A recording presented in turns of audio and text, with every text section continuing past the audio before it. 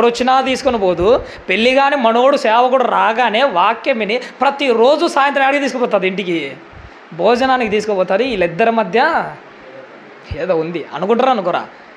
ఇలాంటి మాటలు మార్తమ్మ గారి జీవితంలో ఎన్నో అనుభవించారు. ఎందుకంటే యేసుక్రీస్తు వారు 33.5 సంవత్సరాలలో ఒక పెళ్ళి కాని యవనస్తుడు. కరెక్ట్ ఏజ్ ఎంతో తెలుసా? అనిల్ అన్నది ఇప్పటికీ 33.5 ఏజ్ కరెక్ట్గా ఉంది.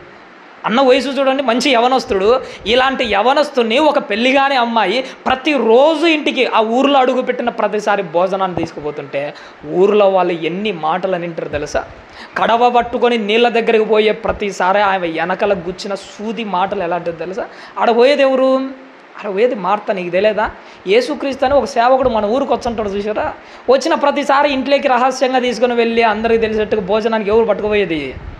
మార్తనే. వాళ్ళిద్దరి మీద ఏదో ఉన్నట్టుందయ్యా అని ఈ మాట